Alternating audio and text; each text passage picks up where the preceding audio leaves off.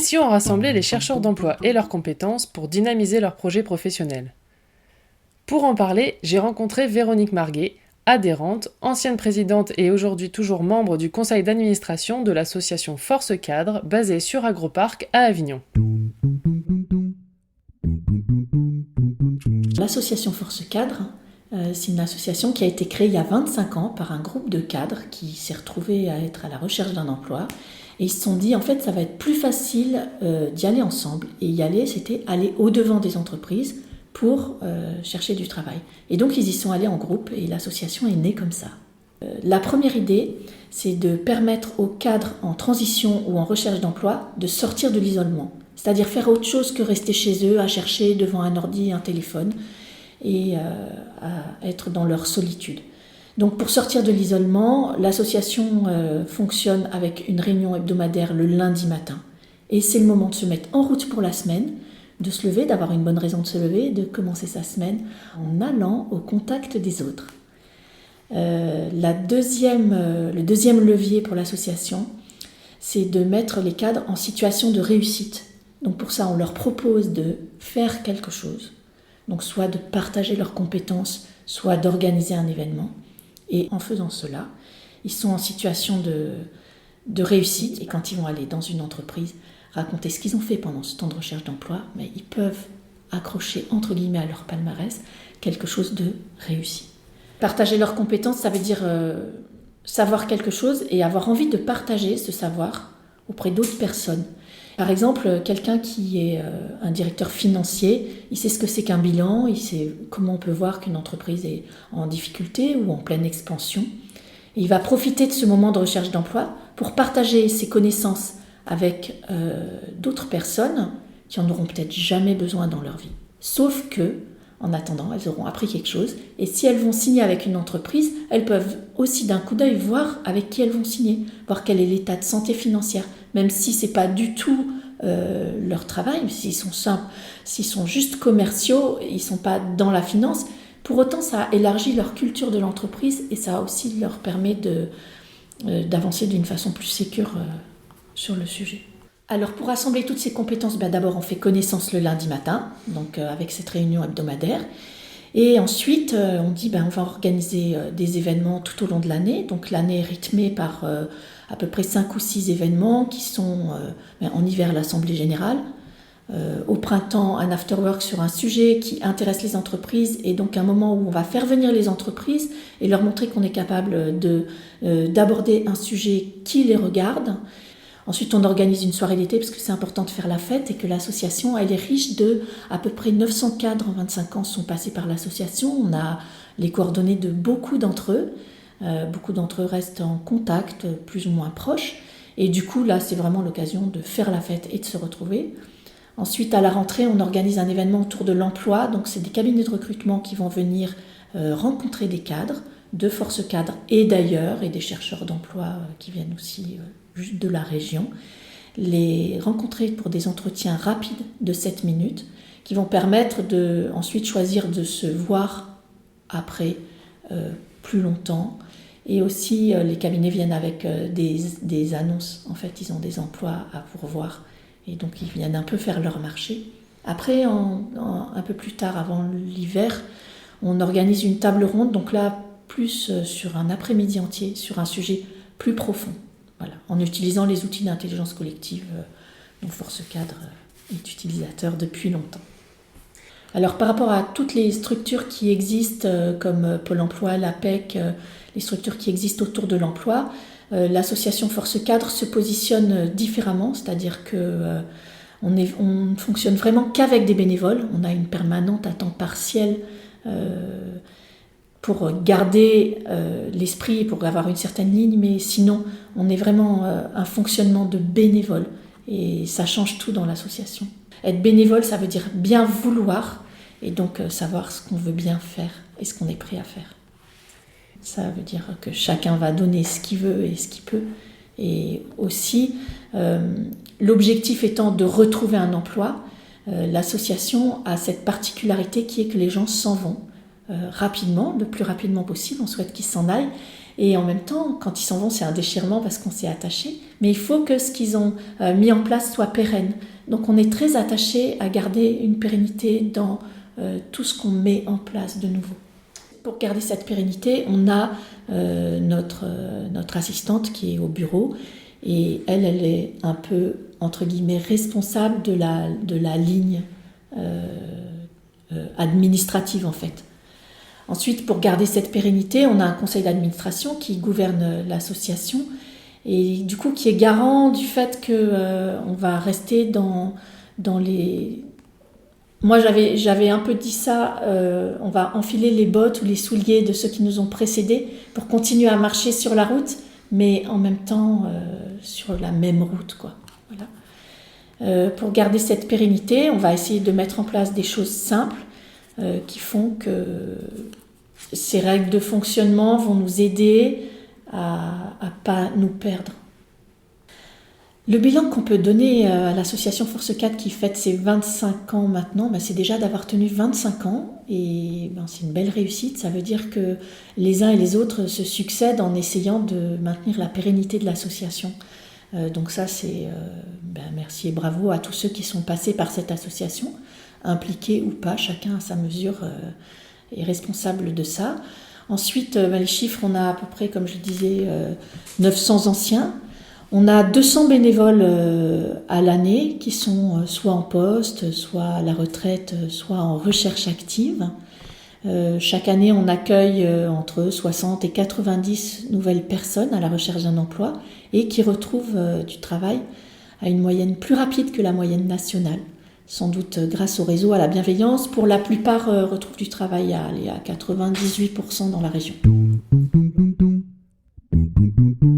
Alors les galères qu'on peut avoir dans cette association, c'est comme toute association, c'est un problème de fonctionnement financier parce que malgré tout, la finance y est pour beaucoup dans la réussite de certains projets. Alors il y a quelqu'un de l'association qui aime à dire qu'on est riche de notre pauvreté. La galère, ça peut être on n'a pas d'argent et comment on va faire pour maintenir le poste de notre assistante. Ça, c'était vraiment pour moi un gros souci. Ensuite, la contrepartie, c'est on est riche de notre pauvreté, c'est-à-dire que cette pauvreté nous oblige à être créatifs et à trouver des solutions pour avoir des salles, des solutions pour avoir des traiteurs pour nos événements, des solutions pour avoir des partenariats avec des gens qui vont nous donner du vin, du chocolat, une salle, de la communication. Et du coup, d'aller à la recherche de ces aides et de ces financements, ça donne du travail entre guillemets et ça permet d'accrocher des réussites. Ça peut être aussi des galères humaines, c'est-à-dire que on peut arriver et avoir des gens qui sont vraiment en difficulté et qui du coup mettent les autres mal à l'aise ou auraient pas éventuellement tenu compte de toutes les valeurs qui nous sont chères. Et du coup, la difficulté, elle va être humaine, c'est-à-dire de se dire, est-ce que celui-là, zut, on l'écarte, ou est-ce que on va faire preuve d'un petit peu plus d'humanité et de se dire que, oui, lui aussi, il peut changer, mais sauf qu'il aura peut-être besoin de plus de bienveillance que les autres, il aura peut-être besoin de plus éprouver notre patience. Et comment est-ce qu'on va faire pour rester vraiment gentil et patient avec des personnes qui sont en difficulté et peuvent en être agressives. Et en fait, on s'aperçoit, c'est très beau, que les gens, en fait, ils peuvent changer. Et que en apprenant à les connaître, on peut aussi trouver le bien qu'il y a au fond d'eux, quoi. Et si on a cette patience, c'est vraiment important. On n'est pas dans le monde de l'entreprise où les choses doivent être effectives, rentables, avec une contrepartie. Comme là, on est dans la bonne volonté de chacun. C'est aussi cette bonne volonté qui va permettre de faire éclore les talents de demain et que la personne puisse sortir des nouvelles compétences et permettre de se développer des qualités. Alors, un jour, il y a une commission qui s'appelle la commission prospection, donc on va voir les entreprises comme historiquement l'avaient fait les premiers de Force Cadre, pour leur dire, coucou, voilà, c'est Force Cadre, on existe et voilà ce qu'on fait, et dites-nous si vous avez des projets d'embauche, et aussi ça nous permet de connaître le tissu local et de voir comment marche l'économie, parce que c'est aussi important. Et alors un jour, il y a quelqu'un qui va voir une entreprise et on y va toujours par deux et qui en profite à ce moment-là pour tisser un lien privilégié. L'entreprise s'interrogeait, ne savait pas exactement quel poste elle allait définir et tout ça. Et la personne en vient à faire la définition du poste avec l'entreprise. Et en fin de compte, il s'est passé plusieurs échanges, plusieurs avancées, tout ça. Et en fin de compte, l'entreprise l'a embauché au poste qu'ils ont dessiné ensemble. Ça, c'était vraiment une belle histoire. Ça s'est produit au moins 2 fois à ma connaissance. Après, au niveau des ateliers, on voit quelqu'un qui est un professionnel sur un sujet, mais qui choisit, parce que le besoin s'en fait sentir, d'animer un atelier pour lequel elle ne connaît rien au sujet. Elle se renseigne sur le sujet. Donc c'était un atelier qui parlait des réseaux sociaux. Elle se renseigne, elle anime cet atelier plusieurs fois, elle le prépare, elle a des retours et tout ça. Et en fait, finalement, elle se jette à l'eau et elle utilise à titre professionnel cette nouvelle compétence. Et du coup, peut prendre son envol en ayant cette corde de plus à son arc. Alors l'association, j'étais toujours frappée par ces gens qui cherchaient un emploi et qui sortaient toujours en rigolant de la réunion du lundi. Et là je me disais mais c'est pas possible, normalement quand on cherche un emploi, on doit pas rigoler comme ça, quoi. Donc quand une amie m'a dit mais viens rejoindre l'association, je me suis dit mais c'est un truc de fou. Ensuite, en étant à l'intérieur, je me suis aperçue que la base, le fondement, c'était vraiment de pouvoir donner. Et je me suis entendue dire, moi je vais vous apprendre à faire ça, qui était un exercice plutôt autour du dessin que je savais faire. Et je me suis entendue dire, moi je peux partager ça, c'est tout ce que j'ai. Et j'ai vu quel plaisir on pouvait avoir à donner et à transmettre. Je crois que pour progresser, il faut 2 choses. Pour permettre à quelqu'un de progresser ou de faire une nouvelle activité, il faut 2 choses, c'est la confiance et la joie. Et en fait, dans l'association Force Cadre, on a des valeurs qui sont des vraies valeurs vécues et pas seulement des valeurs affichées, qui sont la bienveillance, le partage et l'implication pour l'action. Et du coup, quand on fait quelque chose, on le fait en confiance parce qu'on sait qu'on ne va pas être critiqué, que le maître mot, ça va être vraiment la bienveillance et que les remarques que les autres personnes vont faire vont toujours être dans la perspective de nous faire grandir. Et au-delà de la confiance, la deuxième chose qui permet aux gens de progresser, c'est de trouver de la joie. Et en fait, c'est cette joie qu'on a à donner. Donc quand on est dans ce partage et dans ce vrai don, en fait, on éprouve de la joie. Et comme on fait cette expérience en confiance, en fait, c'est exactement comme un enfant qui apprend à marcher. Il voit que ses parents vont lui lâcher les mains, donc vont lui faire confiance. Et il voit le sourire de son père ou de sa mère qui est en face quand il réussit à faire ses pas. Et donc lui-même, ça lui procure de la joie. Et en fait, c'est exactement ce qu'on vit quand on est dans l'association. Force 4 permet aussi de sortir de l'isolement. L'isolement, c'est je suis face à mon projet, il est déterminé ou pas bien déterminé, je suis déjà toute seule. Et en fait, j'ai pas envie d'en parler à mon conjoint ou à ma famille qui mettent parfois une vraie pression. Mais qu'est-ce que tu fais ? Cherche un travail. Donc on peut sortir de cette solitude en étant avec d'autres personnes qui sont dans la même situation ou qui sont passées par là. Ça veut dire que cette bienveillance aussi va être de respecter le temps que chacun peut mettre pour se reconstruire par rapport à ce qu'il a vécu et le temps que chacun peut mettre pour finaliser son projet et se jeter à l'eau et trouver et reprendre confiance. Et ça, c'est comme parfois un travail de deuil. On va passer par différentes phases et on ne passe pas tous à la même vitesse par ces phases-là. Selon comment on a clôturé son expérience précédente, on doit faire ce travail de deuil à une certaine vitesse. Et en fait, d'être au milieu d'autres personnes permet de le faire dans une situation plus confortable et avec beaucoup moins de solitude.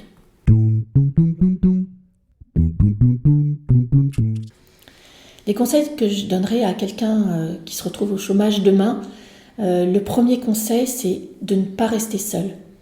De ne pas rester seul et éventuellement aussi de sortir du cercle familial, parce que ce cercle familial peut aussi à un moment représenter une tension. C'est un gros support. Et si on s'appuie trop sur ce support, c'est un support qui peut s'épuiser dans le temps et une recherche d'emploi, ça peut prendre du temps. Et c'est un vrai travail à temps plein. Donc le premier conseil que je donnerais, c'est ne restez pas seul. Et restez pas seul, ça veut dire aller dans une association, rencontrer d'autres personnes qui sont dans le même état, mais ça peut être aussi d'aller faire du sport, d'aller dans un club de marche, d'aller donner des cours de cuisine à la MJC du coin. Enfin voilà, il faut faire des vrais week-ends, des vrais temps de repos, parce que c'est à ce moment-là qu'on va pouvoir lâcher la pression et retrouver des idées claires. Donc oui, on doit se reposer le week-end. Oui, on peut partir en vacances et oui, on doit partir en vacances. Si on a un problème financier, on trouve des vacances moins coûteuses et du coup, on fait marcher sa créativité et les amis qu'on peut avoir et tout ça. Et l'autre conseil que je donnerais, c'est donner. C'est vraiment de donner pendant ce temps-là, donner de son temps, donner de ses compétences. Il y en a qui vont à la mission locale pour aider des gens qui sont encore plus en difficulté, mais en apprenant aux autres à faire leur CV, par exemple. Si soi-même on sait en faire un, on va améliorer son propre CV. En fait, en donnant, on va recevoir encore plus que ce qu'on croit quand on est juste parti pour donner, quoi. Donc, c'est donner de l'aide aux devoirs, c'est donner de ses mains si jamais on sait faire quelque chose et qu'il y a des personnes âgées autour qui ont besoin d'un coup de main. Voilà, il y a plein de façons de donner. Esperluette.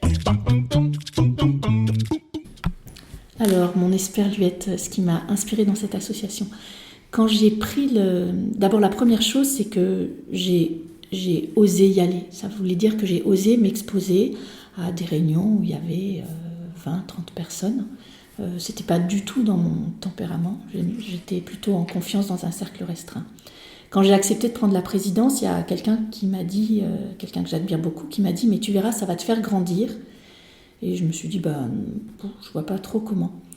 En fait, ça m'a permis de grandir parce que ça m'a obligée à sortir de ma zone de confort et je l'ai fait pour aller à la rencontre des gens. En fait, parfois dans la vie, on croise des gens dont on n'aime pas la tête, dont on n'aime pas le caractère, dont on n'aime pas trop ce qu'ils font. Et là, j'étais bien obligée de faire comme si non, ça comptait pas. Du coup, j'étais obligée d'approfondir ma relation avec les gens, même ceux qui me plaisaient pas, et de dénicher en fait ce qu'il pouvait y avoir de beau et de riche en chacun d'eux. Et en fait, ce que j'ai vraiment appris, c'est que j'ai été confrontée à ça. J'ai été confrontée aux gens vers qui j'avais pas envie d'aller, à qui j'avais pas envie de parler, avec qui j'avais pas envie d'être patiente. Et du coup, je me suis dit, mais en fait, dans la vie de tous les jours, on devrait toujours essayer d'aller plus loin et d'être plus indulgent et plus bienveillant avec les autres parce que chaque personne peut réagir selon son histoire, mais a une grande richesse à l'intérieur, quoi. Voilà.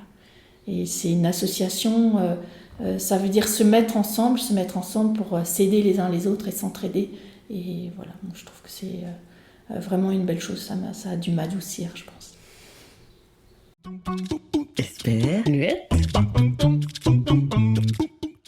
Merci Esperluette. Et alors, si je redonne un seul conseil, c'est ne restez pas seul et donnez tout ce que vous avez à donner. Il y a toujours quelque chose de plus.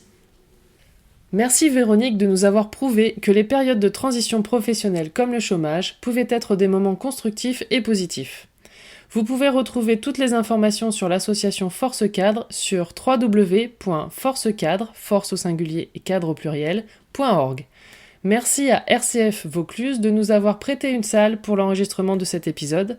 À une prochaine, on l'espère, Luette évidemment.